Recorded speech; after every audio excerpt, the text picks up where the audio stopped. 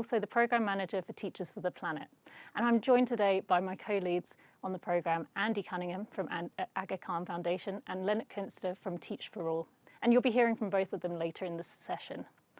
We're pleased to welcome everyone joining us today, whether you are an educator, an advocate, or someone interested in finding out more about the programme. In the face of unprecedented environmental challenges, we believe that teachers and educators more generally can be key players in empowering the next generation with the knowledge, skills and values necessary to navigate a sustainable and resilient future. Two focus areas of Teachers for the Planet are building a global community of practice, which we've been doing over the year with in-person and online events, and also secondly, amplifying and showcasing great examples of climate change education from teachers, leading to more action and system change. We have developed the community of practice through regular online circle meetings and in-person events.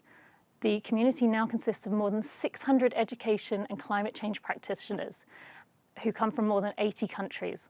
Alongside these meetings, we have been busy this year engaging in the 17 Rooms initiative. Myself, Leonard and Andy were co-hosts of Room 4, which focused on SDG 4.7, ensuring that all learners acquired knowledge and skills needed to promote sustainable development.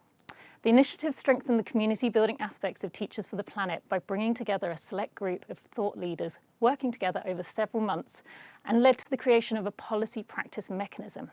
You're going to hear more about Room 4 and the policy practice mechanism later in the session. And we are honoured to be joined today by Sarah Beardmore from Global Partnership for Education, who was one of the Room 4 working group. With regard to showcasing and amplifying great examples of climate change education, we're really excited to be showcasing the Teachers for the Planet online repository of climate change education solutions, which is home to a growing collection of teacher-led initiatives, which are tackling the climate crisis. We're very proud because we took the repository with an initial 100 high-quality solutions to COP28 and presented it to policymakers to demonstrate the incredible work that teachers are already carrying out in their classrooms. Could I please have the slide with the pictures?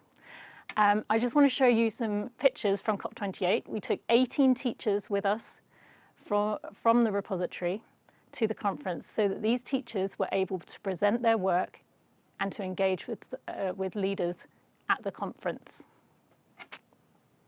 Maybe I can share it.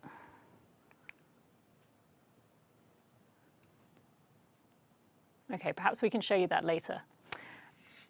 I'm not sure I don't think anyone can see it, so that's unfortunate.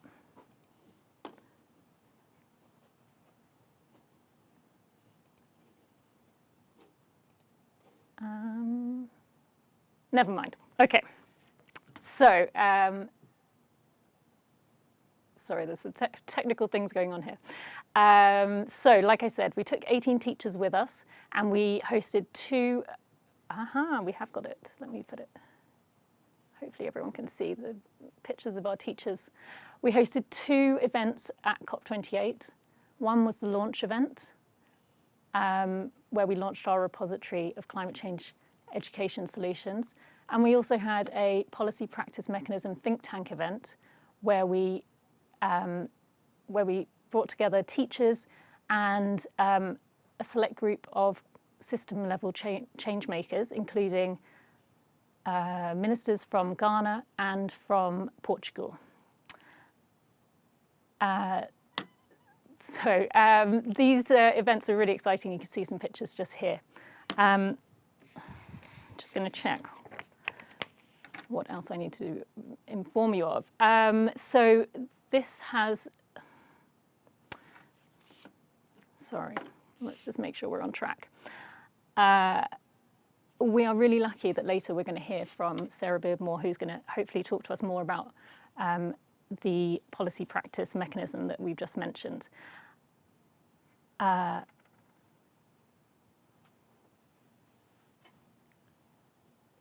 Okay, yeah.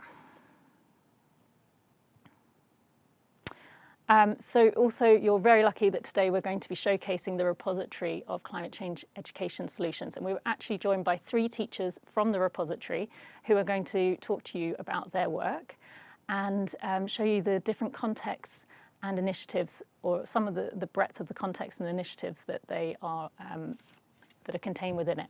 And finally, the hope of everyone involved in Teachers for the Planet is to ensure that all learners around the world receive quality education, especially climate change education. And so it seems only right that we hear from some learners themselves. We're privileged today to be joined by at least one climate activist, and we're not sure if we might get 2, who is willing to give us some of their insights into their experiences of climate change education and their hopes for education in the future.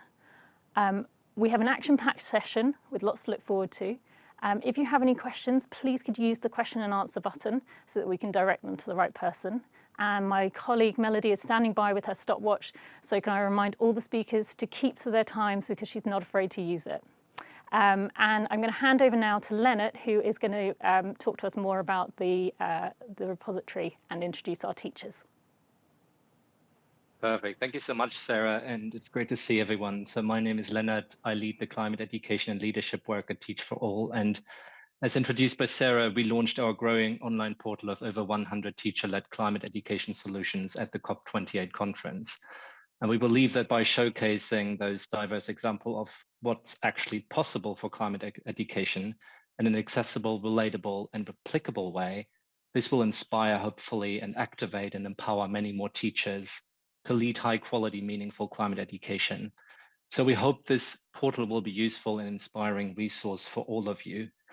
And to give you a better sense, let's jump right in and give you a live demo of the online portal. Sarah, do we have that ready? So what's important for us is that the online portal of the over 100 teacher-led climate education solutions does not only showcase the solutions, but it especially showcases the trailblazing teachers behind those solutions. So if we click on the Meet the Teachers button, what you see is the profiles of 100 trailblazing teachers that are leading in their own context climate education on a day-to-day. And what you see there is the different photos of them, and you can click on each one of those profiles. So if we click, for example, on Esther Gashigi, who was one of the 18 teachers at the COP28 conference, you can read about her and you can find out more about what drives her and the kind of work that she leads. Then if we move on to the second section of the online portal, it's the solutions sections. And this is really where we profile in depth each of the 100 climate education solutions. So what you see again is clickable tiles, and you can click on them. And what you see also on the left-hand side is a number of filters that you can select depending on what your interest is. So you see the solutions format, you see the education level of those climate education solutions, pre-primary, primary, secondary, adults. You see the UNESCO category. This is referring to the Greening Education Partnership. And you also see language and audience as different filters you can select. Then if we click on one of those examples, first one, Henry Greenwood, who's actually in this call. Welcome, Henry. Leading the Greening Schools initiative in the UK. So we see some photos of the work, and then we see a few other aspects about the work. This is always organized, first of all, by giving an overview of what this climate education solution is about, then going into the theory of change underlying this work, going into approach and actions taken by the people leading this climate education solution, and then saying a few things about the impact that is achieved through this climate education solutions. And at the top, what you see there is a short profile with some key information regarding the audience, some of the filters that you saw. One last thing I want to show you is what you see on the top right of the website, which is a submit button. So what's important is that this movement has just begun at COP28 and in the lead up to COP28. And as Sarah said, this has been long in the making and a long process engaging with climate educators all over the world. But we want to continue engaging with climate educators all over the world and grow this portal. So we've already received many more applications from great climate educators, and we're excited to learn from them and surface those. that we really feel can support others in being inspired and capacitated around leading climate education. So interested teachers can submit more solutions by clicking on the submit button. And just, as you see in the top right, and we are then excited to engage and to further grow this online repository. So moving on from this live demo, what we now want to do, as Sarah introduced, is to hear from some of the stars of this online portal. And as you see, the stars of this online portal are the teachers, those teachers that lead impactful climate education with students every day in their own context. So we now want to hear from them and about the inspiring solutions that are profiled on the Teachers for the Planet online portal. And we first want to hear from Edson Dongo. Edson Dongo is alumni manager and climate change lead at Teach for Zimbabwe, which is part of the Teach for All Global Network. He is passionate about bringing climate education to the learners and community at large in different communities in Zimbabwe. And he presented his work in different global conferences in a different local and international audience settings. He will present about what's called the whole school approach to climate change and environmental sustainability education. So Edson, welcome, and I pass it over to you.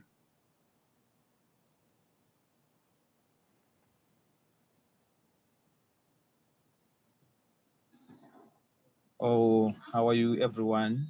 My name is Edson Dongo, Teach for Zimbabwe. I'm leading a team in terms of environmental stewardship as Teach for Zimbabwe and also as part of a community. So I just want to share our success story as Teach for Zimbabwe, working in marginalized areas. What we have realized is that climate change is affecting a lot of children, especially in marginalized areas. And little is being done as far as empowering learners, teachers, community members of how best they can also fight this climate change crisis. So as a fellow, I was at a school in Chiredzi. I could see the effects and impacts of climate change on the faces of teachers, on the faces of parents. And I was motivated to act. And I realized that for me to win, I do not need to go alone. So I introduced a whole institution approach or a whole schools approach to navigate the impacts of climate change in marginalized communities. So I started to engage the teachers. I started to engage the school administration. I engaged the community leaders, the village heads, the local chief. And to my surprise, everyone in the community was so eager, was so motivated to also play a part in trying by all means to reconnect students, to reconnect the community, to reconnect everyone to the environment. As you know, the subsistence of most of our marginalized communities is on agriculture, and climate change is affecting a lot as far as agriculture is concerned. So what did we do? We identified hot areas that need attention, that is in terms of nutrition, in terms of waste management, and we created nutritional gardens in various schools. And parents, they could come to school and also learn with the students on how best to produce food that is friendly to the prevailing climatic conditions. We also ran a waste management program with the community members. We identified that waste was a problem, so we came together community members, students, teachers, and ran a program reusing, repurposing of plastic waste. So we decorated our flower beds, we decorated our pathways with plastic waste. And now if you visit all these community areas, they are now clean. We also tried by all means to include indigenous knowledge systems in also fighting the impacts of climate change. So the whole schools approach, we incorporate the local indigenous knowledge.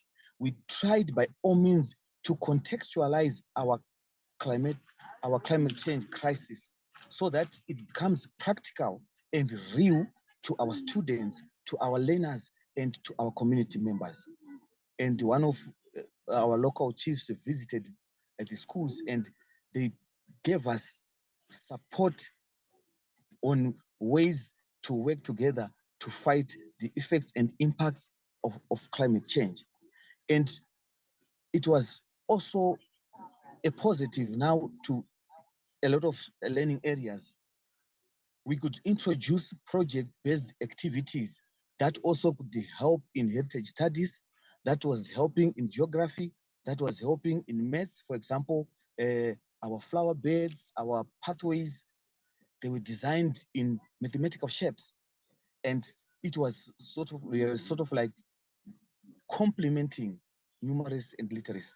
So we encourage communities, policymakers, educators to embrace this whole schools approach in the fight against climate change. Education has got the power to transform communities, have got the power to shape the future we live today and tomorrow.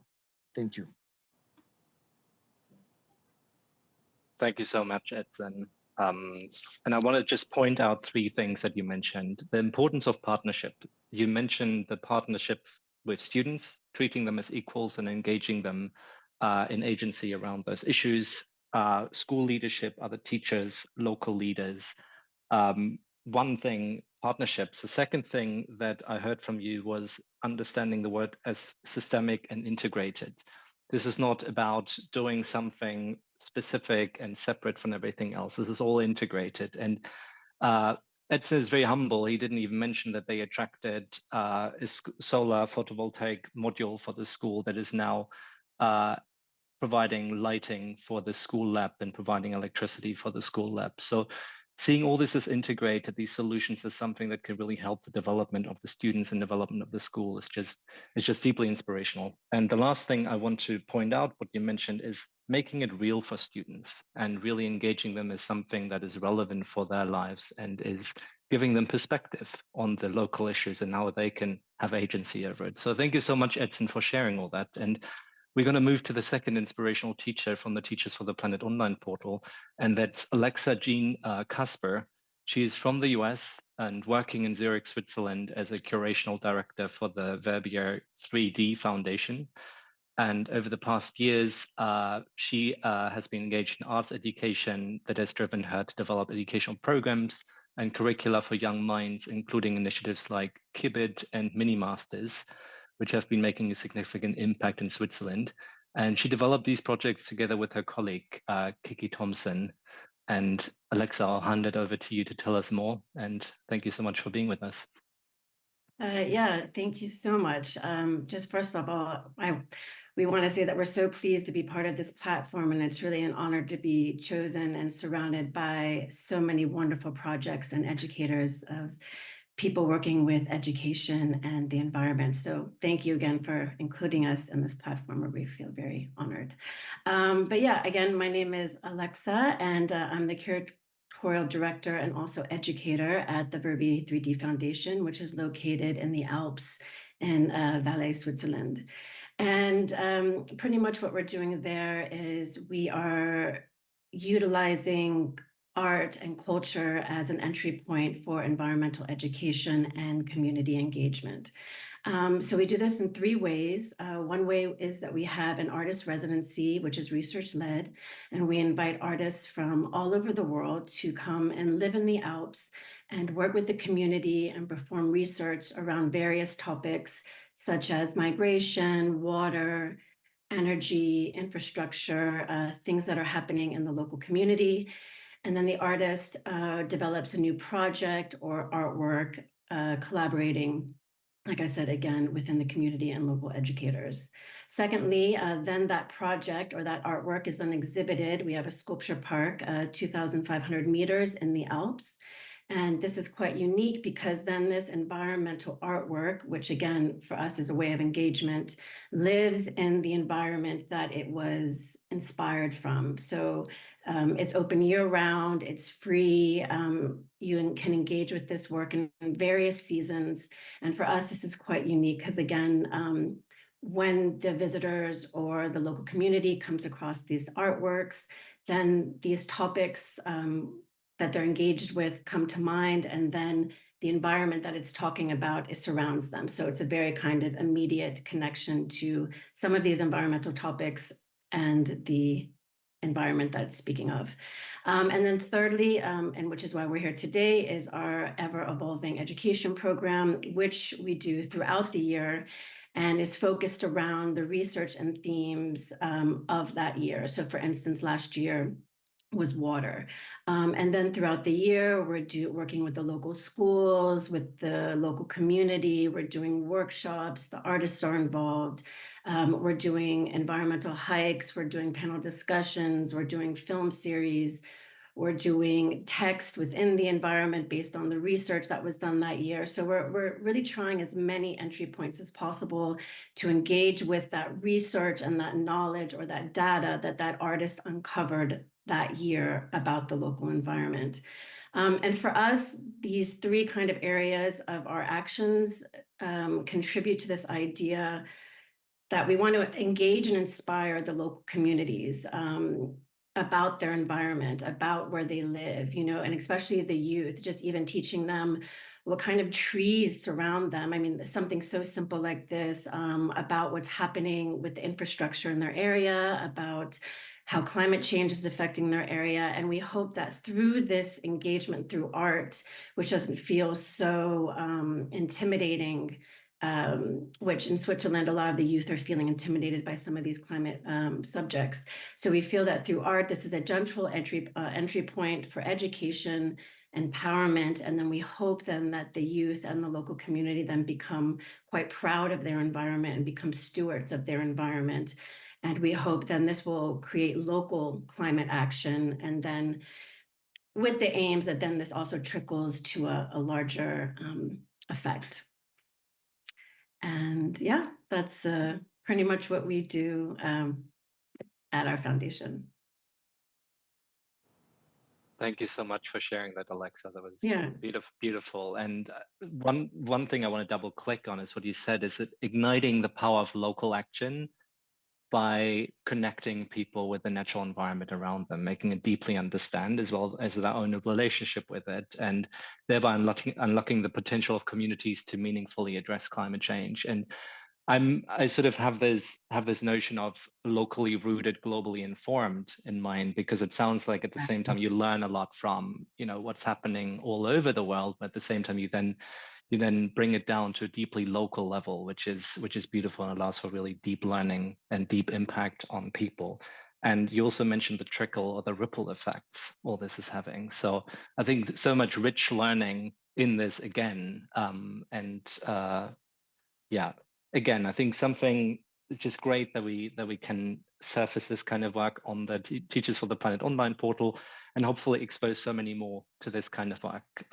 So thank you so much, Alexa, for sharing that with us. And I'll move to our third teacher speaker featured on the Teachers for the Planet online portal, which is Camille Clark, who is a geography teacher at the Carteret College in Jamaica. And she grew up seeing the effects of climate change firsthand and wanted to know what she could do to be part of the solution to the climate crisis.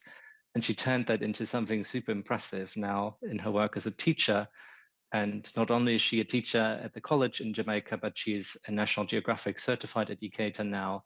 She's a climate reality leader. She's a global schools advocate, and she's a climate tracker grant winner and a 2020 UN Climate Change Learn Champion. So Camille, I'll hand it over to you to tell us more about your work, about your climate education solution. Welcome and thanks for being with us. All right, hello everyone. I'm Camille Clark, geography teacher at the Cartwright College. I've taught at 2 schools previously, but I just want to share my journey to climate change advocacy. So I grew up on a farm, and I grew up seeing my parents, fighting the effects of the climate crisis. I remember one summer there was such a bad drought that my mom she had torn a muscle just for carrying water for the plants. So it's something that has been ingrained in me. It's something that I've always been interested in. I remember my dad asking me, what are you going to study at university? And I remember saying, I'm going to study climate change because I know it's going to be a big deal in the future, and then they're going to need people who know things about it. So fast forward to present day, I've been teaching for 12 years. And in the geography curriculum in Jamaica, we have to teach about climate change. So what I realized with my students is, yes, they're aware of the causes, they're aware of the effects, and they're also aware of solutions.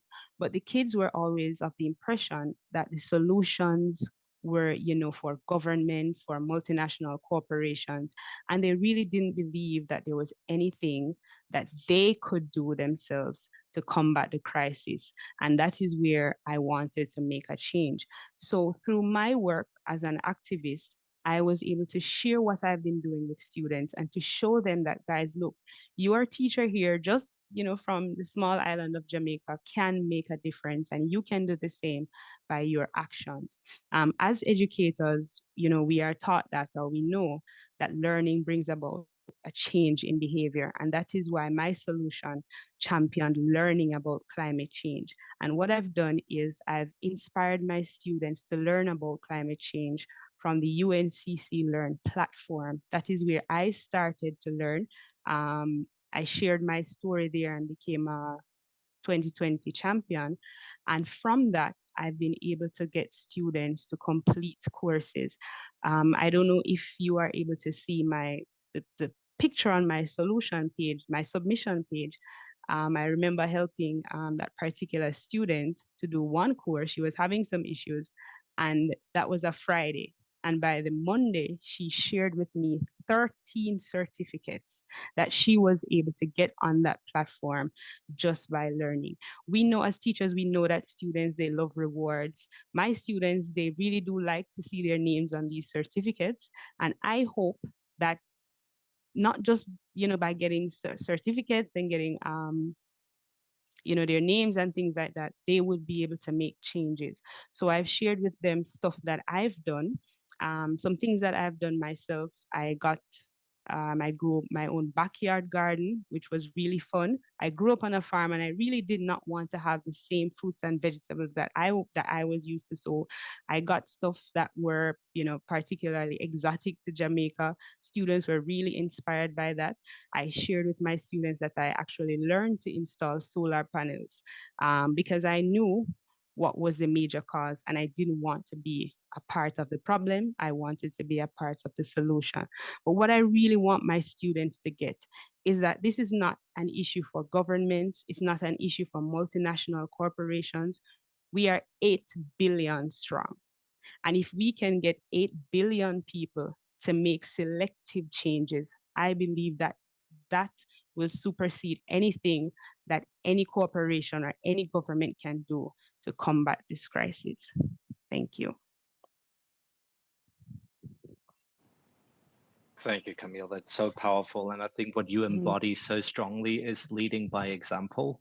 You literally derived all this motivation for this work from your own history, and you live it. You're part of the solution by what you're doing. And I think the aspects that are so powerful that I want to sort of double click on is the importance of empowerment, having people around you that can serve as role models or as examples for action. and you are that for your students. So as a teacher, really living into being a role model and exemplifying what can be done.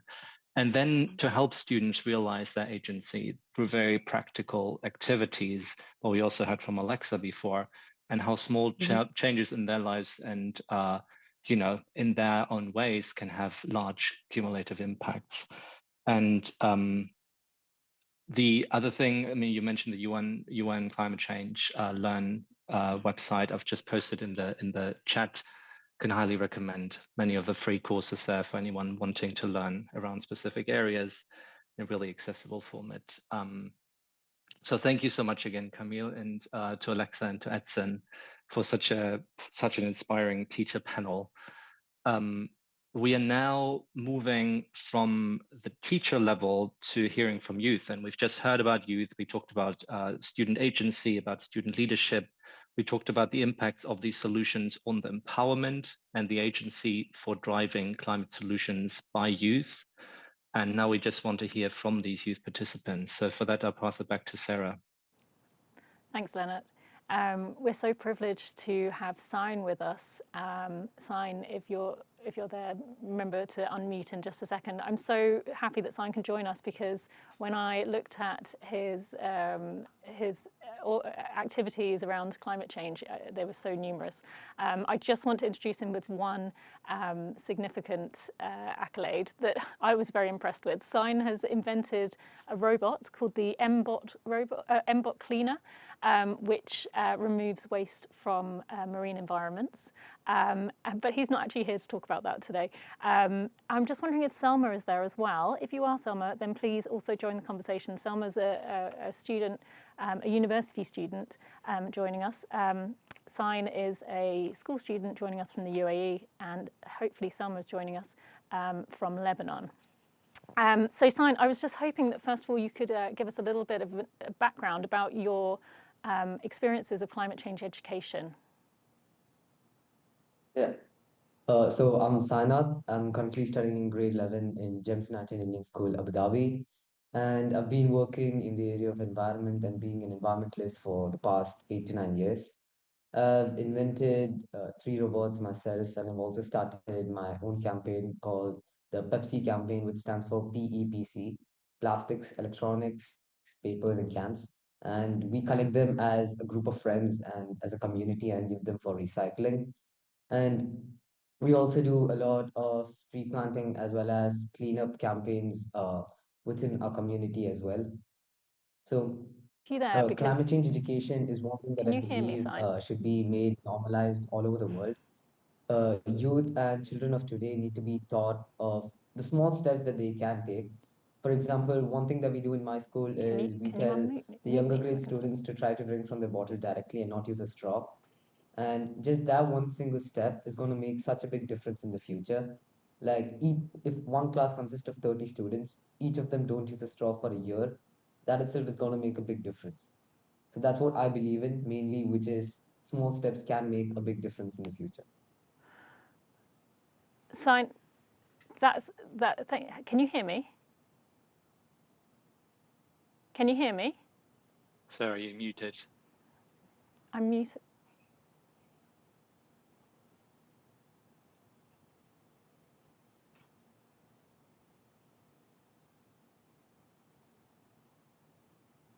Hi, can everyone hear me? Fab. Thank you so much for giving us a little bit more information about your activities. I just wonder, from what you've heard from our teachers today or from your own experiences, are there any other hopes and visions that you have for climate change education that you think could help students prepare for this uncertain world that they're going to be moving into? I feel like climate change shouldn't be viewed as a problem. It's more of like how we're taught in school to learn from the mistakes we make. I feel like climate change should be taken as an opportunity by everyone to learn and look at it as a pathway on how we can move forward. Especially for the younger grade students, it should be seen not as a challenge, but as an opportunity to learn and a chance for them to correct the mistakes that their previous generations has done. And this is going to give them the power to decide how they want to live their future. That's one thing I believe, that climate change shouldn't be viewed as a problem, but more of like an opportunity for them to learn from. I love that reframing of it as an opportunity. This is quite a difficult question for you, I imagine. Do you see any obstacles in the kind of systems that we already have in place in making this change to climate change education being viewed as an opportunity? Feel like even if when it's viewed as an opportunity for for people to learn on how to prevent or like how to combat climate change, it is going to be a slow process. Changes can't happen within like a click of a finger or something. So people need to understand that it is a process. They shouldn't give up hope. Like for example, they stop using straw for a week and then feel the need back to like start using it again. So that's not going to fulfill the goal that they've started in the first place. So I feel like even though it's a small process, it is going to make a change in the future. So I feel like consistency is the key. So if you're planning not to use a straw, then we all need to stick to it. So I feel like not giving up hope is one of the biggest things that we all need to follow. Do you I think think there's that's what is anything, lacking in the current system right now. sorry to interrupt, do you think there's anything that could change in schools that could help with that? In schools mainly right now we're focusing, I feel like a lot of schools don't give much of importance until recently about climate change or like inculcating climate change within their curriculum. But slowly I feel like even from the younger grades, right now one thing that happened recently was even a KG student, when he saw a grade 11, like I personally studying grade 11, when he saw one of my classmates throw the plastic bottle in the wrong dustbin, he came up to him and told that you're not supposed to throw it in this, you're supposed to throw it in the other dustbin that is meant for plastic waste. So that's what I feel like recently schools have started incorporating climate change or like how to dispose waste in the correct manner.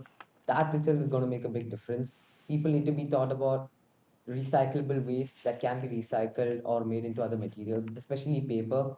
And in my school, especially, we conduct the paper recycling campaign all year long, wherein boxes are kept all around the school, wherein waste paper, especially at the year end, wherein books, papers, notebooks, there's an abundance with students, and they all put it for recycling. And for the past 3 to 4 years, we've been collecting more than 3,500 kgs of paper every year. Fab, So that's even amazing. like collecting paper or recycling is going to make a big difference. Yeah. Yeah, thank you so much for your thoughts. You've got some very influential people listening on this session, so I'm sure they're taking on board what you're saying. Thanks so much. I'm going to hand over to Andy now, one of the other co-hosts from the program.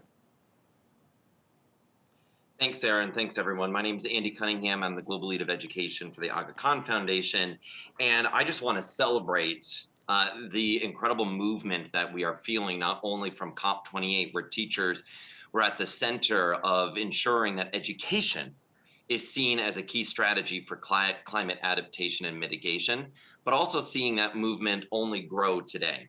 So I'm just going to briefly talk about what we launched together with Teachers for the Planet at COP28, called this policy practice mechanism. And really it's not just one, it's many different types of policy practice bridging mechanisms that we are trying to co-create with system leaders, with educators, with civil society, to ensure that the future of climate education is co-designed and co-scaled by those who are on the front lines: teachers, learners, communities, and then supported by the policy, financing, and also evidence generation that's required. So we're excited to report, since the launch in the middle of December, that really kind of thinking around 3 different areas.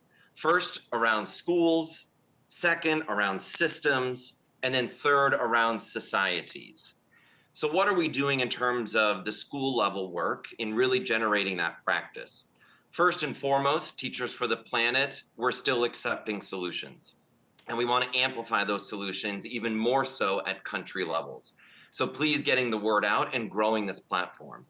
Second, Schools 2030, which is a 10-country, 10-year program, is also hosting its annual Schools 2030 Global Forum in partnership with the Kyrgyz Republic in June, around the theme of teacher leadership for climate resilience.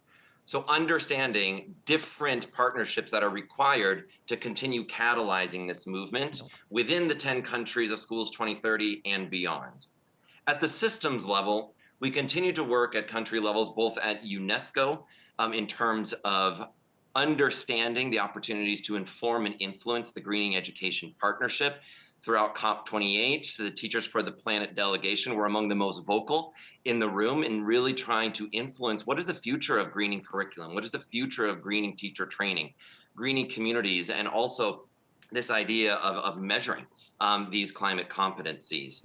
And then, of course, we'll hear a little bit more from Sarah Beardmore with GP and the Climate Smart framework for education systems transformation. But I'll let that be Sarah's celebration. And then around societies, we're quite excited about two concrete initiatives. And I do see that Judith Herbertson from the UK's FCDO is in the room, and she together with the teachers and with the different partners at COP28 did launch the first investment from FCDO and USAID in the Climate Action Partnership for Education, which is really putting teachers at the center of the nexus of understanding how to design solutions at the intersections of gender, education, and climate.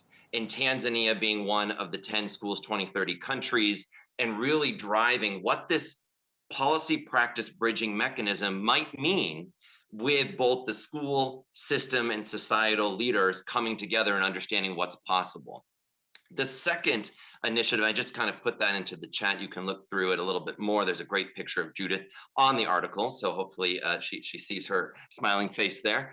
But then second is also Dubai Cares launched the Global Education Solutions Accelerator, which is also going to be partnering with the 10 countries of Schools 2030 to understand how do you advance climate resilience in and through education, and how do you coordinate existing partners at a country level that are investing through finance, policy, and practice. How do we ensure that teachers remain at the forefront of the climate education agenda? And how do we answer that pretty exciting question of how might we imagine teachers as the most important green job on which all other future green jobs will ultimately depend? So those are a few previews, and I think what's really important that we understand is similar to Teachers for the Planet, understanding how do you bridge the policy and practice communities of climate education requires co-creation. And with that, I'm honored to introduce Sarah Beardmore from the GPE, who is a systems leader in the world of climate education, but has been committed to also making those connections, again, across school system and societies. So without further ado, over to you, Sarah. Thanks so much, Andy, and thanks to the other speakers, the teachers and students. I think that some of the innovations that are happening on their own are kind of like the guiding light that we working at systems level need to understand where is the creativity from the ground up that we can then support with the conditions at system level for those types of learning opportunities to be available much more widely, and not to depend on the creativity and agency and spark of those teachers and students that are bringing ideas to their own classes. So I think one of the things that I was really struck by in terms of the agenda around climate and education is that over a third of teachers responding to a recent global survey indicated that there was no environmental content in their teacher training programs. But on the other hand, 95% of teachers believe it's important to teach that stuff. And so, of course, there's, I think, a huge deficit in terms of the competence of teachers to be able to go in the classroom and really tackle the issues of climate. And not just with an environmental module, but really thinking about active pedagogies that help to train students to think for themselves, to come up with solutions, to be agents of change in their communities. And I think that there's obviously a real lack of, not just an integration of this into the teacher training programs, but into the tools that are available to teachers and the supports that are available. So some of the tools, they vary in their quality. They're difficult for teachers to find. Some of them may be expensive to access, or not available in local languages, or even in locally contextualized ways that can bring climate and environmental sustainability issues to life in the community, looking at what they're directly experiencing and connecting those experiences to the types of solutions, both at the local and the national and global levels, to be able to really change the dial on this. So at GPE last year, we looked across all of the partner countries that we support, and we're a fund and a partnership working with low and lower middle income countries around the world. And basically, what's really clear is that countries are facing increasing impacts of climate, and they're increasingly disrupting education, and it's become increasingly clear that education systems aren't prepared for climate change. So in response to this, we developed a 7-dimension climate smart education system framework that kind of looks at all of the parts of a system to see what are the changes that could be made across all the dimensions of the system to ultimately ensure that it's equipped to not only ensure the continuity of education and a quality education for children, particularly with climate disruptions, but also to ensure that education is serving the cause of environmental sustainability and life on the planet.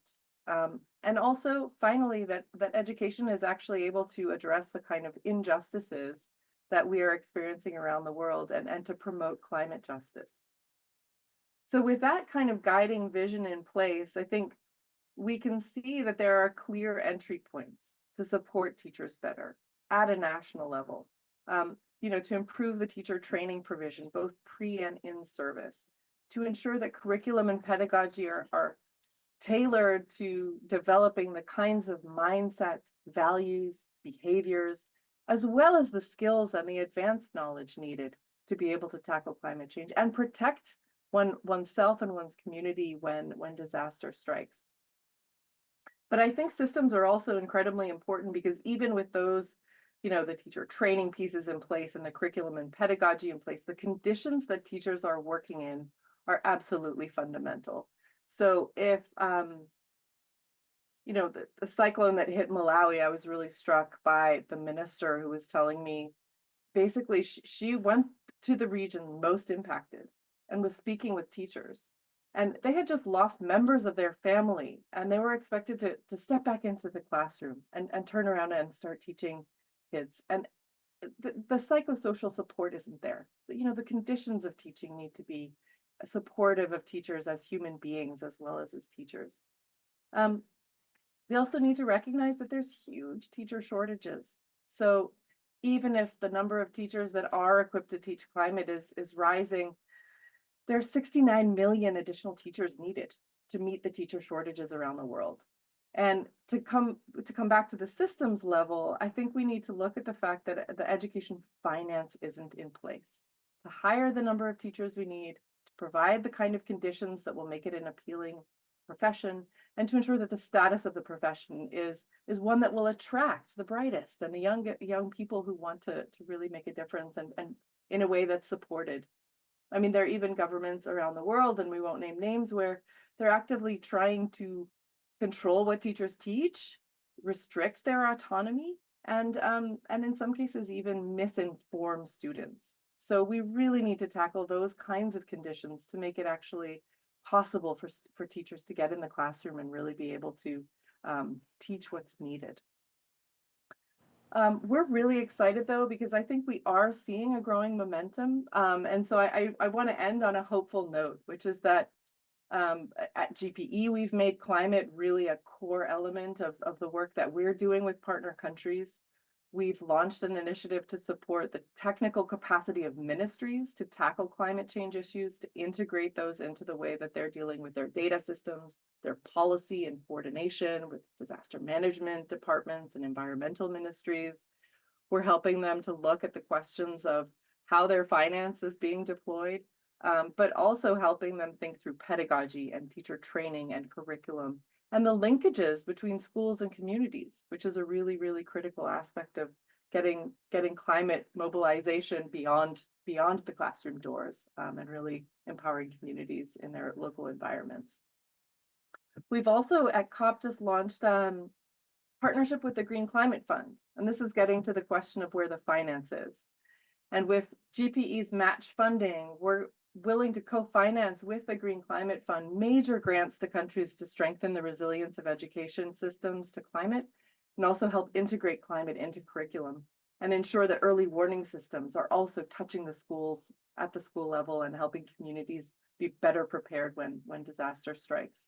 So with that, we've got 3 countries that we're piloting climate finance and education finance coming together. And with those 3, we hope to then behind them build at least another 20 grants in the pipeline of GPE and GCF to support national visions for climate resilience and climate action. So I think that we're at the very precipice of what should be a huge mobilization supported by partnerships like the Greening Education Partnership, the Learning Planet Institute and the Room 4 work, as well as key champions like the UK who have really been helping lead the way in terms of ensuring this policy discourse is at the heart of what our vision is for education in the future.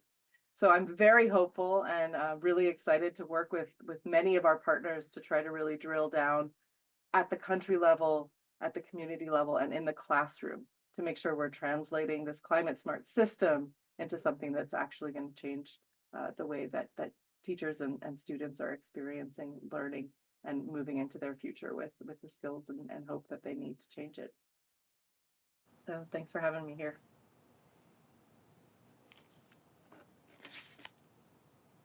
Andy, I'm not sure if there's anything you wanted to add. Nope, over to you.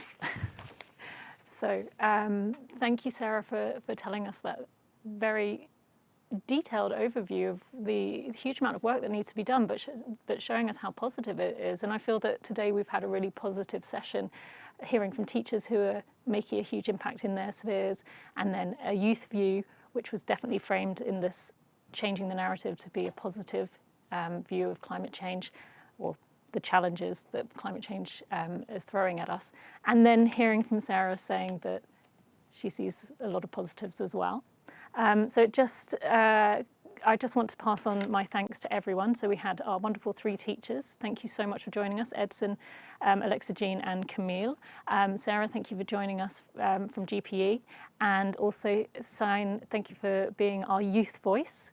If you would like to get involved, we would love you to visit our website. And I've put a QR code in case that's helpful.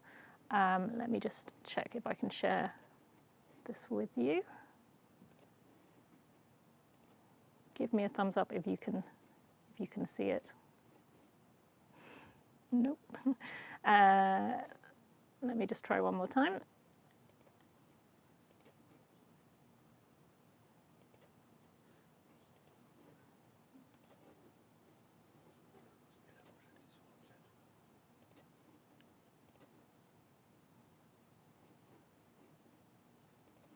Okay. So please go to our repository. The website is there, www.teachersfortheplanet.org, and you can use the QR code that you can see on your screen if that's easier for you. As we've said throughout the session, we are looking for more climate change education solutions. So please submit them through the portal, which you will find at that website. And I just finally have to say thank you all for joining us today. It's been such a wonderful session to hear from all our experts, but also to have you with us and contributing in the chat and asking your questions. So wherever you're joining us from, have a good day, a good night, a good evening, a good morning, whatever time it is, and we will see you hopefully at our next community session. Thanks very much. Bye. Thank you. Bye.